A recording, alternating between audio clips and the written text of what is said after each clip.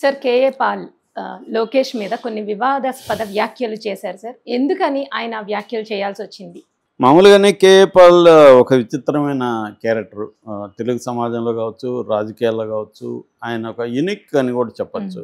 ఒకటి ఏంటంటే ఆయనకి విపరీతమైన ధైర్య సాహసాలు కూడా ఉంటాయి. ఆయన మాట్లాడినట్టు ఎవరు అవును మాట్లాడలేదు. సార్. రెండోది ఆయన ఎవరిని సపోర్ట్ చేస్తుంటాడో, ఎవరిని వ్యతిరేకిస్తుంటాడో చాలాసార్లు తెలియదు. గతంలో జగన్కి వ్యతిరేకంగా చాలాసార్లు మాట్లాడాడు. ఎందుకంటే యాక్చువల్గా వైఎస్ రాజశేఖర రెడ్డి బ్రదర్ అనిల్ కుమార్ని లేపడం కోసం పాల్ని డౌన్ చేశాడన్న వార్తలు అప్పట్లో అవును సార్. వచ్చేవి. సో అప్పట్లో ఈయన రాజశేఖర రెడ్డికి యాంటీగా కూడా ఉండేవాడు.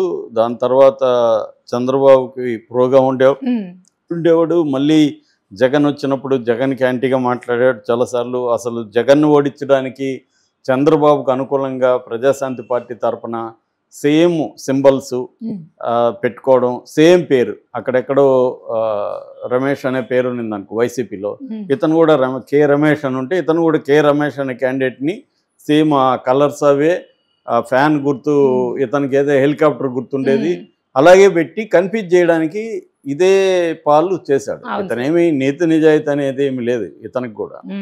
సో ఇతనికి ఫారిన్ ఫండ్స్ వస్తుంటాయి, ఇతను అందరిని పొగుడుతుంటాడు. కానీ విచిత్రం ఏంటంటే ఇతనికి అందరూ అపాయింట్మెంట్ అమిత్ షా ఇస్తూ ఉంటాడు.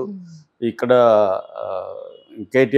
కేసీఆర్ ఇచ్చేవాడు, ఎవరైనా అపాయింట్మెంట్లు ఇస్తుంటారు ఇతనికి. నేను అసలు మొత్తం కొన్ని దేశాల నేనే కంట్రోల్ చేస్తున్నా అని చెప్పుకుంటాడు. అలాగే అంటే ఒక్కొక్కసారి జోకర్లాగా అనిపిస్తుంటాడు, ఒక్కొక్కసారి ఏమో చాలా ధైర్యంగా మాట్లాడుతుంటాడు. ఏదేమైనా క్రిస్టియన్ పాపులేషన్ ఈయనేమైనా ఇన్ఫ్లుయెన్స్ చేస్తాడేమో ఒక భయం రాజకీయ పార్టీల్లో ఉంటుంది. అదర్వైజ్ ఆయన ఎందుకు ఎవడైనా క్యారీ చేస్తాడు. రాజకీయ పార్టీలు ఎవరికైనా భయపడుతున్నారంటే వాళ్ళకి ఓటు బ్యాంక్ ఉంటే వాళ్ళు భయపడతారు. క్రిస్టియన్లో ఇతనికి ఇన్ఫ్లుయెన్స్ ఉంటుంది, అనవసరంగా ఇతను ఎందుకు కెలకడం అని వాళ్ళు సైలెంట్గా ఉంటారు. ఇప్పుడేమైంది, నిన్న రెచ్చిపోయాడు భయంకరంగా లోకేష్ మీద. ఆయన మాటల్లో చెప్పాలంటే ఇది వీడియోలో ఉన్నది, నేను దాన్నే రిపీట్ చేస్తున్నా. ఒరే లోకేష్, నువ్వెంత, నీ బతుకెంత, తమాషాగా ఉందారా, ఒళ్ళు దగ్గర పెట్టుకో, నిన్ను మీ నాన్నని నీ బాబు చంద్రబాబుని జైలుకి పంపిస్తా, నిన్ను కూడా జైలుకి పంపిస్తా, ఏమనుకుంటున్నావు, ఇలాగా రెచ్చిపోయాడు లోకేష్ మీద. ఎందుకు లోకేష్ మీద రెచ్చిపోయాడు అంటే, ఎర్ర బుక్ పెట్టుకొని రెడ్ బుక్ పెట్టుకొని కేసులు పెడుతున్నావు నువ్వు, సోషల్ మీడియాలో పోస్టులు పెడితే కేసులు పెడతావా? మరి ఆయన మీద ఏమన్నా పెట్టారా? అదేమీ కనిపించలేదు. ఆయన మీద ఏం కేసు పెట్టినట్లేదు.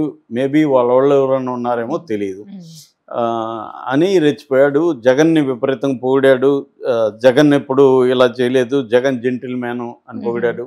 తర్వాత మీ నాన్నని 22 ఏళ్ళు నా ప్రార్థనలే కాపాడాయి, అదొక ఇది చెప్పాడు.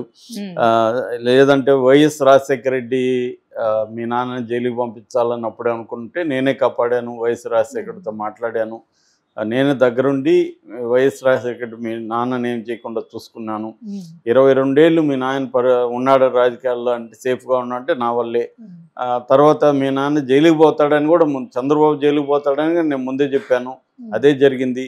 ఇప్పుడు కూడా చెప్తున్నాను, మళ్ళీ మీ బాబు పోతాడు, నువ్వు పోతావు అని మాట్లాడుతావు. సో ఇక్కడ 2-3 విషయాలు మనం చర్చించాలి దీంట్లో. ఒకటి, రెడ్ బుక్ అనేది వాస్తవం. ఆయన చెప్పిన దాంట్లో ఒక వాస్తవం ఏమంటే, అది తెలుగుదేశం వాళ్ళు కూడా దాచుకోలే. లోకేష్ ముందు నుంచి రెడ్ బుక్ అన్నాడు.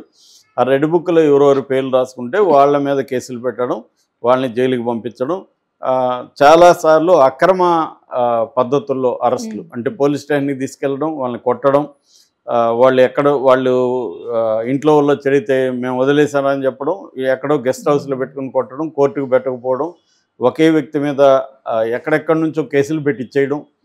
ఇప్పుడు మనకి రామ్ గోపాల్ వర్మ, కృష్ణమ్మ, పోసాని, వీళ్ళ మీద చాలా పోలీస్ స్టేషన్లలో కేసులు, వాళ్ళకి సంబంధమే లేదు. వాడెందుకు అట్ అవుతాడో తెలియదు. లోకేష్ తిడితే ఎవడో రామపుల్లయ్య అనేవాడు అట్ అవుతాడు, అతను ఎందుకు అట్ అయ్యాడు, అతను ఎందుకు కేసు పెట్టాడు, ఏమి ఉండదన్నమాట.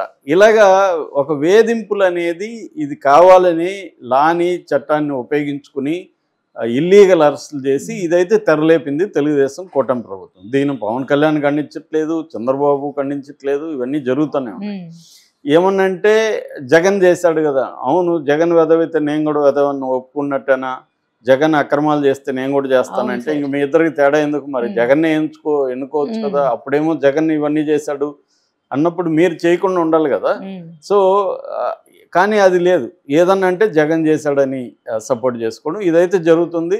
ఎప్పుడూ లేనంతగా హైకోర్టులో హెబియస్ కార్పస్ పిటిషన్లు ఫైల్ చేశారని హైకోర్టు జడ్జే వ్యాఖ్యానించాడంటే మనకు అర్థమవుతాయి. హెబియస్ కార్పస్ అంటే అర్థమేమి, మా కొడుకో లేకపోతే తండ్రో లేకపోతే ఎవరో మా బంధువు కనిపించలేదు, పోలీసులు పట్టుకుపోయారు, కోర్టుకు పెట్టట్లేదు, ఆయన కోర్టుకి ప్రొడ్యూస్ చేయమని అడుక్కోవడం జడ్జిల్ని, ఇది హెబియస్ కార్పస్. హెబియస్ కార్పస్ లో ఒకే రోజు ఇన్ని వచ్చాయి ఏంటనే ఆయనే షాక్ అవుతున్నాడు జడ్జి. అట్లాగే పోలీసులు కూడా జడ్జి గారి మాట కూడా వినట్లేదు. సీసీటీవీ ఫుటేజీలు పెట్టండి అంటే ఎవరు పెట్టట్లేదు సీసీటీవీ పోలీస్ స్టేషన్. అంటే ఇది అది కూడా ఎవరిని పోనీ పెద్ద స్థాయి వాళ్ళని అరెస్టులు చేస్తున్నారా, లేదు.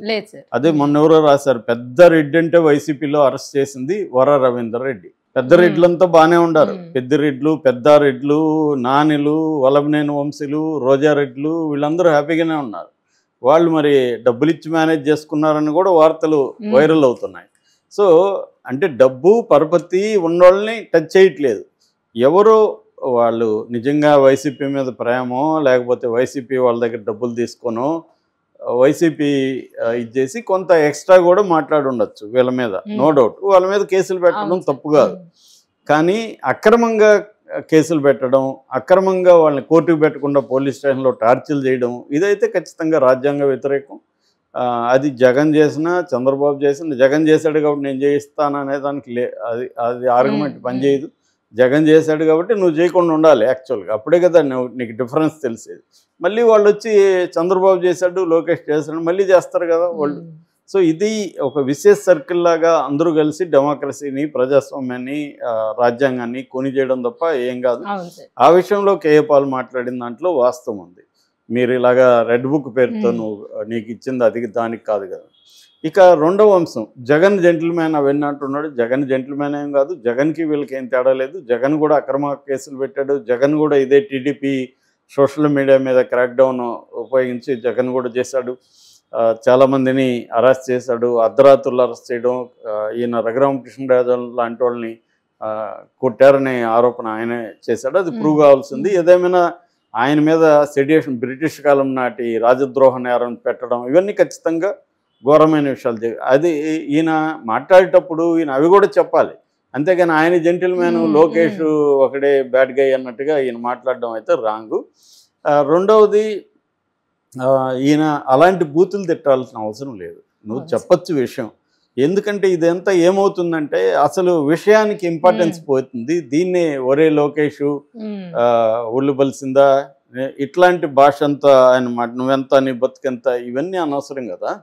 మాట్లాడాల్సిందేంటి, లోకేష్ ఉద్యమాలు చేయి, కోర్టులో కేసులు అవన్నీ మంచివే, ఆయన అవన్నీ ఒక్కోసారి చేస్తాడు కదా, కోర్టులకు వెళ్తుంటాడు, అవన్నీ చేస్తాడు.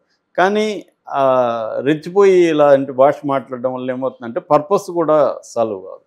ఒక మంచి విషయం మాట్లాడేటప్పుడు మనకి లాంగ్వేజ్ వెరీ ఇంపార్టెంట్, మనం విషయం ఎత్తి చూపించాలి తప్ప నువ్వు ఇదైతే సైడ్కి వెళ్ళిపోతుంది. టాపిక్ అంతా ఏం తిట్టాడు అనేదే ఇప్పుడు రెచ్చిపోయిన పాల్ అనేది, కేఏ పాల్ అనేది ఉంది తప్ప ఆయన ఏం మాట్లాడాడు అందులో వాస్తవం ఉందా లేదనేది పక్కకి వెళ్ళిపోతుంది. మీడియా కూడా అదే హైలైట్ చేస్తుంది, అది కరెక్ట్ కాదు. ఏదేమైనా ఆయన చెప్పిన విషయాల్లో ఈ ప్రాబ్లమ్స్ ఉన్నాయి, అట్ ద సేమ్ టైం దానికి వ్యాలిడిటీ కూడా ఉంది. Thank you sir.